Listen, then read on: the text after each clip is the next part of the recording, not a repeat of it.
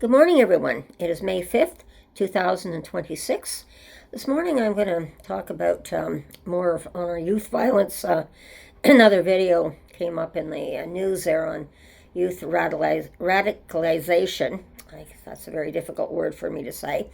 But I think you'll get the point, and it's a very important point of what's actually happening, why the violence is happening, the racism that's happening.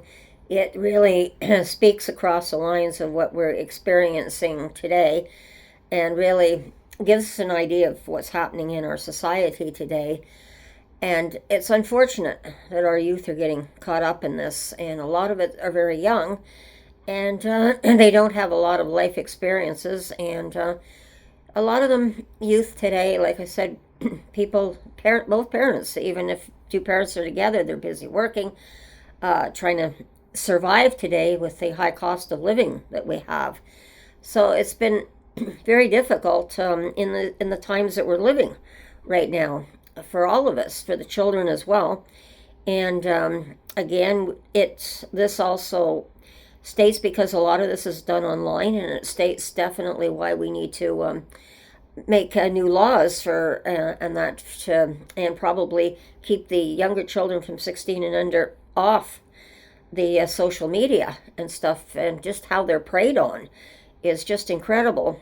So that has to be tightened up for one thing. And then when it is tightened up, and those that are caught for what they're doing, whether it's child pornography or whatever, then I think we have to come up with very, very strict laws and consequences for those who are doing it as well.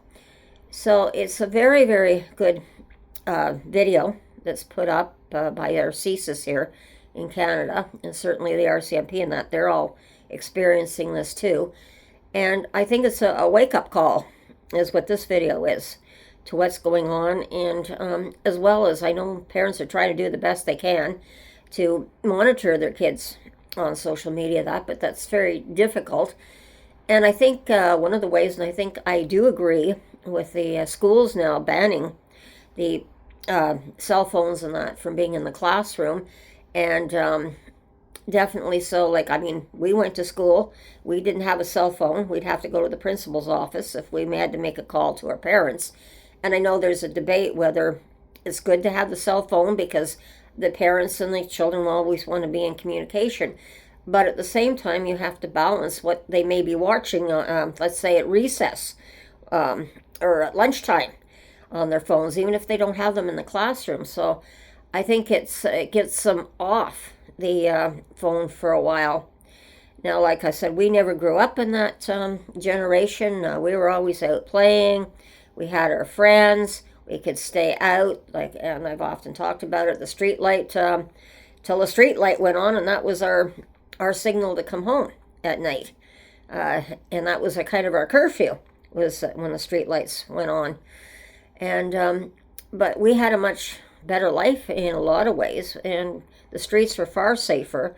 So it kind of started with the streets being unsafe, and I've got a lot that I can actually say about what's been going on, and there's quite a history here behind what I've seen over my decades of living as well, and having children and teenagers, and going through the emotions and seeing what's happened over the decades with them as well. But it's at the point now where we're going to have to do something radical as well. And it's coming down to that point of the way our thinking is, the way our laws are going to have to be changed. It's not to be cruel to the children, not by all means, but young children don't realize just how vulnerable that they are to everything that's in the outside world that they're not prepared for yet.